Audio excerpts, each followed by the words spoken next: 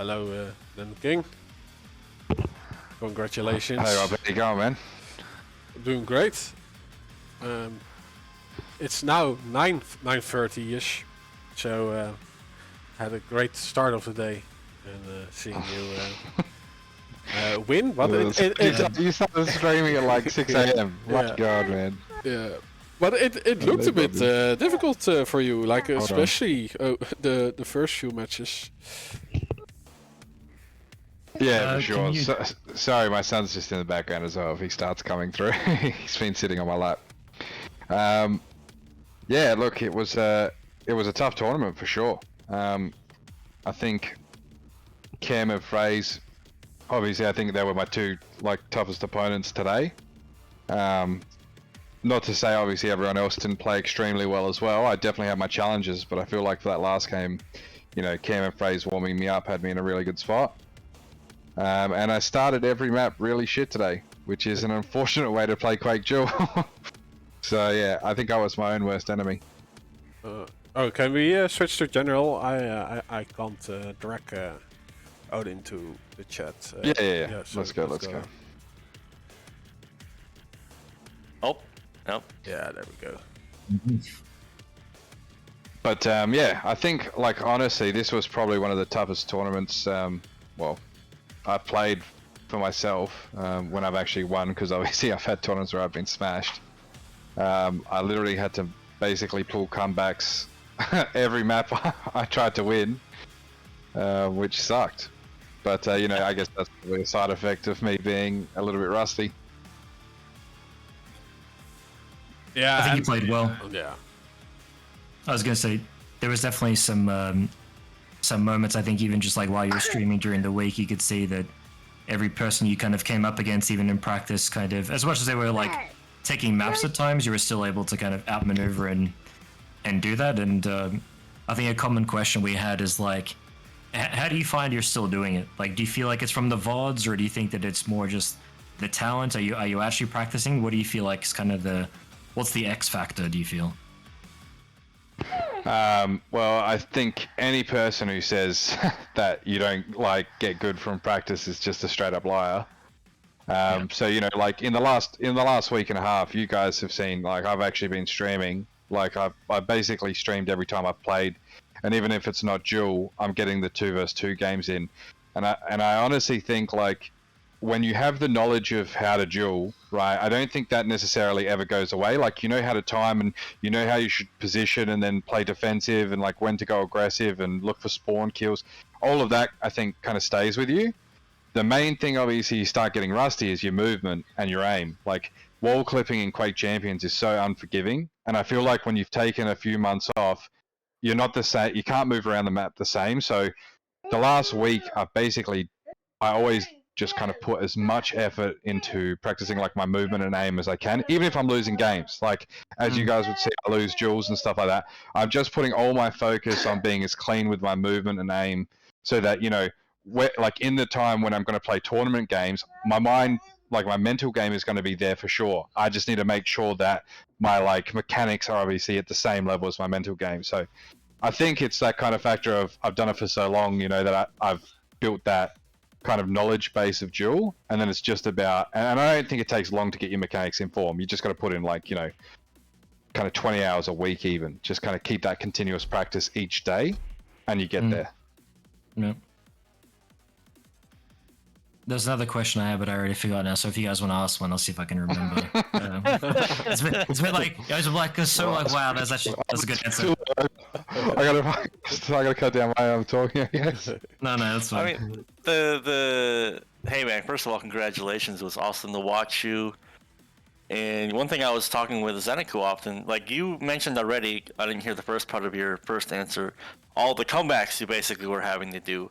Now, this is the first time where I've been able to really sit down and watch the Australian scene a bit more in depth. But how do you feel that the overall talent pool is growing? I mean, I don't imagine it's every time you're playing a game where, holy shit, I'm 8 frags down with 5 minutes to go. What do I do now? I mean, impressive games, by the way. So, I mean, just in general, how do you feel about the competition these days? I honestly think everyone is a lot closer. Like, I think it's kind of a side effect of just the way the game plays a little bit changing as well. Sometimes it's hard to be really clean in Quake Champions. The game just kind of battles against you. Like my first map against Phrase, like that last fight kind of scenario where everything that can go wrong does. And that seems to happen quite frequently now. But like, so I think that plays a factor in making everybody closer, like in terms of their skill, because you can play defensive against someone that might be a lot better than you, and you know if they're having one of those games where they're kind of not connecting with their shotgun shots close range, or they're not connecting with their like clutch rails that they need to hit, kind of makes for that tighter game. And I think honestly, everybody plays Quake more defensive these days, which makes obviously the games a lot closer as well. In terms of like specifically Australia, the big like factor I think is Cam and Face playing again. Like everybody knows how good they are, and they've definitely like brought up the level because they're always willing to practice with people, right? So like all the other players are getting games with them and like learning a lot from them. And that's the best, like honestly, if you like want to improve, the best advice I can give is just find the best player you can possibly play against and just practice against them. And I think that factor of Phrase and Cam coming back and playing a lot of people, like that's kind of improved everyone's overall level, and including my own. Like I think when I'm like hitting full form, and you know my mechanics are tip top, I'm going to be close to the best I've ever been. Like I don't think I would have been playing better 2-3 years ago when I was practicing it, you know, every day. So yeah, I think those are the kind of factors that have played into it. And honestly, like every time I come into a match with any Australian these days, like I've got to watch myself and I've got to be on my absolute A game, because at any moment they can just switch it on and I can get destroyed. Yeah, and what I also noticed when I was in Australia is that you guys also have a lot of discussions about the games, like what which plays to make, or even in the commentary, like you just there's a lot of thinking out loud going on, and I think that as a new player, you get a lot of worth from that information, because like the subtle things, is what you don't see or experience as a new player. So it's really nice that for example, the AQL, that even the lower matches get streamed and by the community, and so as a new player, it's a very warm welcome, and to get your experience out. So that I think that's also a big part of why the skill just keeps improving. Well, yeah, I guess on your point, Rob, it's like, you know, if you go and look at any professional team in any esport, what do their practice routines have? VOD review. You look at any professional sport, you know, like what do the coaches do? They take them back through tapes of their old games and stuff like that. Like you watching yourself play and realizing where you're making your mistakes is like one of the most crucial things to kind of taking it to the next level from where you're at. Because you can watch someone like Rafa play every day and you're like, oh, all he does is just go mega red. But it's like the minute details about how he traverses the map, knowing where his opponent is, that makes him so good. And it's like you've got to get to that point in your own gameplay where you're seeing those mistakes that you're making and you're actively working to improve them. So I think like you've got a really good point there. I agree. I managed to remember what my other question was. What's the word? With what I found really interesting with like the camera and the Phrase match was like, for me, we saw, I think even a little bit in the camera, maybe more so in the Phrase match, where the first 5 minutes we're seeing like a Phrase who's being much more forward thinking, a bit more pressured. But then as soon as like minute 6, minute 7, where he starts to feel like he's going to close out the map, I feel like he just plays like completely different. And I don't know about you, but while we're watching you play, it feels like we're watching the same Dan for 10 minutes. And I'm curious as to like either what's going through your head there, or how are you feeling very stressed about it, or are you just playing the 10 minutes and if you win or lose, so be it, or what's kind of the play there? That's a great question. Like, Honestly, I think like my thought process is that my strategy in its whole is better than theirs. Like that's kind of where my mind is at. So the first, obviously, when you're watching and you're looking at the kind of first 4 or 5 minutes, and I'm losing those like fights and stuff like that. I'm still thinking to myself that I'm not necessarily like done anything too wrong. Like there's maybe like little things that I'll make adjustments to as I start going forward. But I know if some of those fights where I'm like hitting 5 damage shotguns and just missing every rocket, and he's connecting with 3 or 4 rails in a row on me, I know when those situations change and he's not hitting every rail or I'm not missing every rocket, my strategy is going to start to shine through, where I'm controlling the map and I'm actually choking him out of all the 50 armors, and I'm forcing him to take those rail shots where if I hit him, he's dead. Whereas if he hits him, I can just go restack on the other 50. So I think it's like I always try and keep myself level-headed, thinking, all right, even if I'm down 10 frags, my strategy is eventually going to prevail. Now, luckily for me, like especially on the corrupted keep, I guess versus Phrase would probably be the best scenario.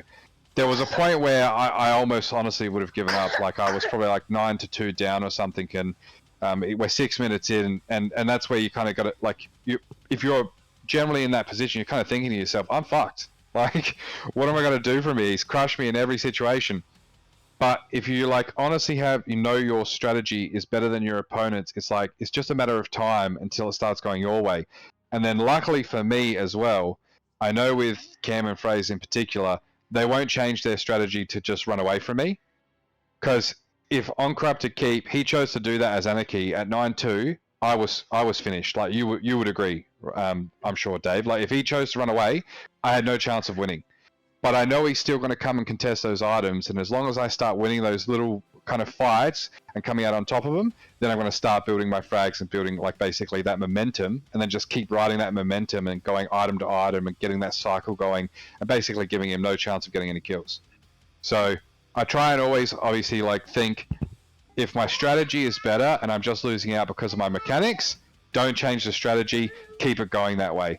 But obviously there is the other side when you come up against a player who's actually got better strategy than you, you'll notice that. And then maybe that's where I would start to switch up my play and go for some kind of risky kind of shots and maybe become a bit more unpredictable.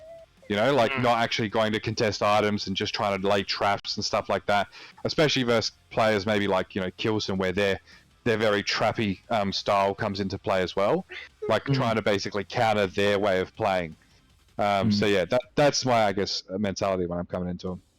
Yeah. That was good, mate. Thanks for that answer. Yeah, sure. it was like definitely noticeable. Like and like when Phrase had control, it was actually only the major items, and while you got control, you were also controlling the minor items. Like there was nothing left for Phrase to stack back up. So that was. Yeah, definitely also part of that comeback. So, nicely played. Does anyone have more questions or? No, man, that was awesome. Yeah. Well played, man. Well deserved. Congratulations and. Yep. Thank you, gentlemen. And yeah, I guess Rob, as always, thanks for streaming, man. We really appreciate it. I know everyone enjoys watching these games and in the community, and yeah, I think from all of us, we definitely owe you. So massive shout out to you. Thank you. Yeah, I like doing it. So. Yeah, we love waking up at 5 o'clock in the morning. I literally try my absolute best to put on a show just for you. I'm not even joking. Like I'll go for rails I don't normally go for just because I'm like Rob's up and I need to make it look good to entertain the masses. Thank you. There you go. I appreciate it a lot. Oh, good. And yeah, I guess thanks to everyone else who watched as well. And then obviously GG's to everyone who played today. And like I said, everyone was honestly a challenge. And yeah, I think this was one of the best tournaments we've had, in terms of the close games and stuff like that. So GG's well played, and I'll see you guys in America. You in particular, Dave. Get ready for our game. Good. Oh, my rematch, you son of you motherfucker! Oh, my rematch. 100%, man. I'm not gonna hold back. I want to bring my all. As I would expect. Sounds good. All right, I'll see you there. Cheers. Say, mate. Bye. Bye.